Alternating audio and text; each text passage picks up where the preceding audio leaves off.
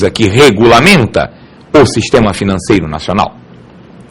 A lei fundamental do sistema financeiro nacional é a Lei 4.595, de 1964, a chamada Lei da Reforma Bancária.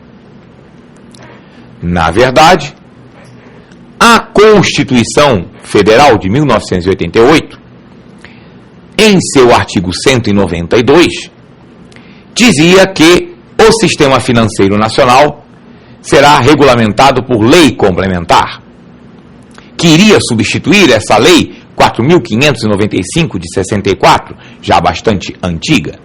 Entretanto, como não foi possível elaborar uma lei tão abrangente, tão complexa, que regulamentasse todas as atividades do sistema financeiro, a Constituição foi até mudada. A redação do artigo 192 passou a dizer o seguinte, que o sistema financeiro nacional será regulamentado por leis complementares, no plural. Já foram promulgadas duas dessas leis, que tratam de assuntos que nós vamos ver em aulas posteriores. Uma delas organiza o Sistema Nacional de Cooperativas e disciplina as chamadas cooperativas de crédito. A outra lei complementar, que já foi votada, regulamenta o mercado do resseguro.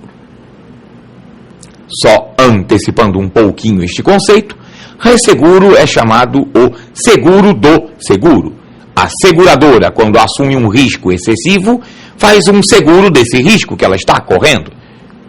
Por isso, o resseguro é chamado de seguro do seguro. Essas duas leis já foram promulgadas, mas o conjunto das atividades do sistema financeiro nacional continua sendo regulamentado pela Lei 4.595 de 1964. E esta lei define as instituições financeiras da seguinte forma.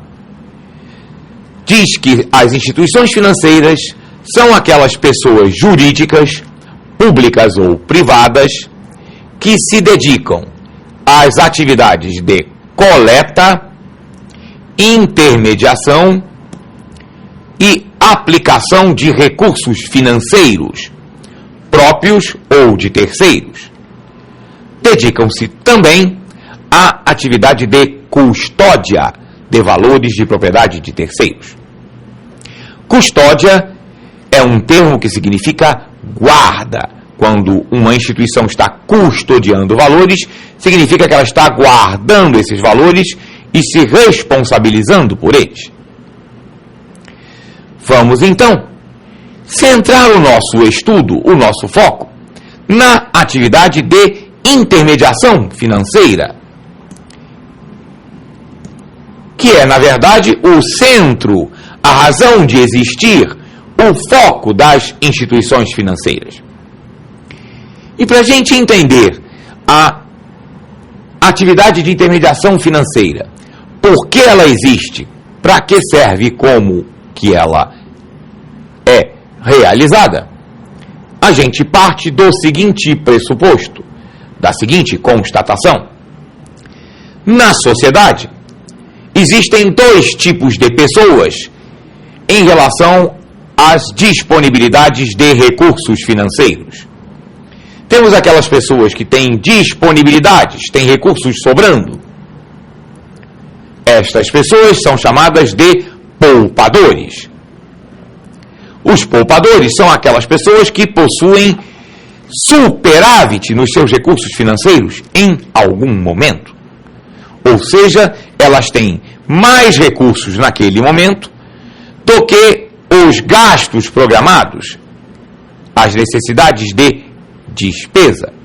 E, portanto, essas pessoas têm, ao dispor de recursos sobrando, entre aspas, essas pessoas têm necessidade de guardar esses recursos de uma forma segura. E também desejam obter alguma rentabilidade desses recursos enquanto eles não estão sendo utilizados. Esses são os poupadores, aqueles que têm disponibilidade de recursos, também chamados de agentes superavitários. Por outro lado, temos aquelas pessoas que têm necessidades de recursos. Essas pessoas são chamadas de tomadores. Atenção! Quando dizemos pessoas com necessidades de recursos, não estamos nos referindo àquelas pessoas carentes que têm necessidade de recursos até para a sua sobrevivência, não é isso? Estamos falando daqueles agentes econômicos, pessoas que têm renda, que se mantêm, mas que os recursos que elas obtêm com a sua atividade, os recursos que elas têm disponíveis, não são suficientes para viabilizar os seus projetos. Por exemplo, a pessoa física, o indivíduo que quer comprar um imóvel, é o sonho do brasileiro adquirir a casa própria. Mas essa pessoa não tem o total de recursos disponível para comprar à vista. Por exemplo, a pessoa jurídica, a empresa que pretende ampliar os seus negócios, mas não tem recursos em caixa disponíveis para adquirir as máquinas, os equipamentos e as instalações que ela precisa para essa ampliação. Então, são pessoas que têm necessidades de recursos, também chamadas de agentes deficitários. A questão que se coloca é a seguinte: como é que essas pessoas se encontram? Como é que os poupadores vão disponibilizar aos tomadores esses recursos que os poupadores têm sobrando e os tomadores têm carência, têm necessidade? Não é indo para o meio da praça e o poupador dizendo: eu tenho dinheiro, quem quer? O tomador pegar em dinheiro emprestado no meio da praça. Não é assim que funciona.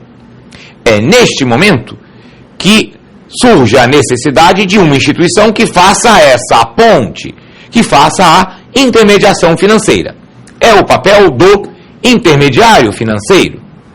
Os intermediários financeiros recebem os recursos dos poupadores e disponibilizam esses recursos aos tomadores. E agora, faça você um exercício de futurologia. Ligue a sua bola de cristal e imagine, você já passou no concurso, já está no banco. Vamos raciocinar agora do ponto de vista do banco, como se você trabalhando dentro do banco. E como se chama então, como é que o banco nomeia esta atividade de buscar recursos nos poupadores? Essa atividade, do ponto de vista do intermediário financeiro, de receber recursos dos poupadores, o banco denomina de captação. O banco está captando recursos financeiros junto aos poupadores. E pense agora, como se chama essa atividade do intermediário financeiro de disponibilizar recursos para o tomador, para os tomadores? Provavelmente você pensou em empréstimo, o que está correto, mas incompleto, porque existe também o financiamento. A diferença entre um e outro, e nós vamos voltar a este assunto quando falarmos de produtos e serviços bancários, a diferença entre empréstimos e financiamentos é que o empréstimo não tem destinação específica. O empréstimo, o tomador pega aquele dinheiro que é depositado na sua conta ou entregue em mãos e faz com ele o que ele quiser. O financiamento não. O financiamento é uma operação que tem uma vinculação. O financiamento tem uma destinação específica. Ele está relacionado com a aquisição de um bem, de um serviço ou a viabilização de um projeto. Exemplificando, você financia o seu carro novo, ou mesmo o seu carro usado seminovo. Neste caso, o banco não dá o dinheiro para você. No empréstimo ele te dá o dinheiro, coloca na sua conta. No financiamento de um carro novo, o banco não dá o dinheiro para você. No financiamento de um carro novo da sua casa própria, o banco paga ao vendedor e cobra de você, que comprou o financiado, as prestações. Existe uma situação de um tipo de financiamento em que o banco até dá dinheiro na mão da pessoa jurídica, mas não dá tudo de uma vez. É quando o banco está financiando um projeto, por exemplo, financiando uma ampliação, uma obra.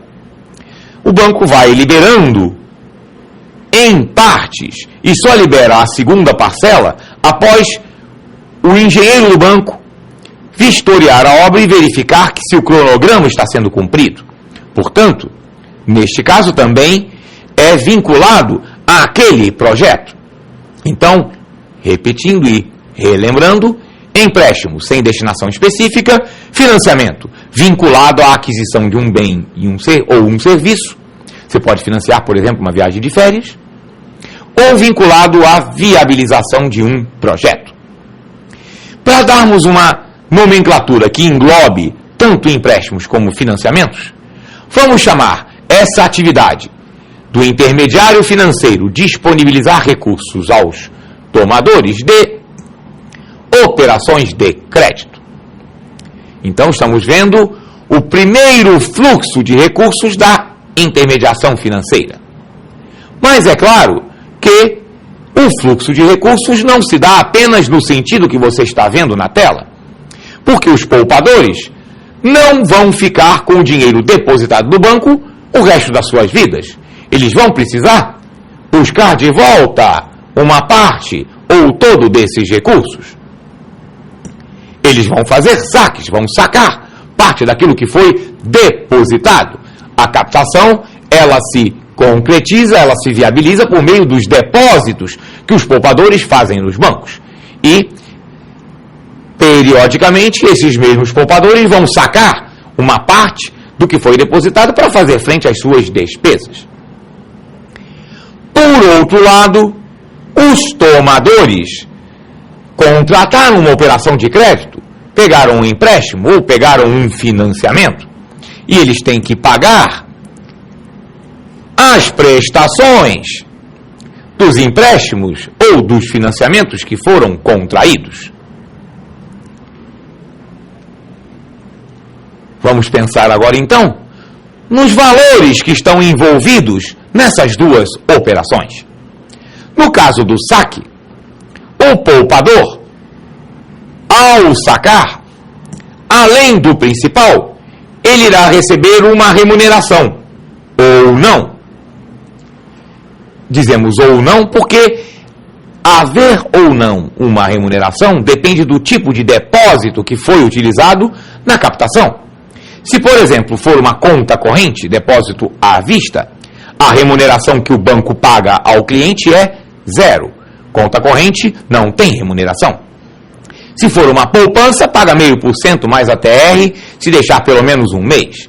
Se for um CDB, Certificado de Depósito Bancário, que é um tipo de depósito remunerado, o banco paga a taxa que foi contratada no momento do depósito. Então, poderá ou não haver uma remuneração deste depósito. Entretanto, do lado dos tomadores, aqui, nesta prestação, além do principal, nós sempre vamos ter juros. Não existe operação de crédito sem juros. E neste momento, com o quadro, o esquema que você acabou de ver, nós vamos ser apresentados ao primeiro conceito da nossa matéria.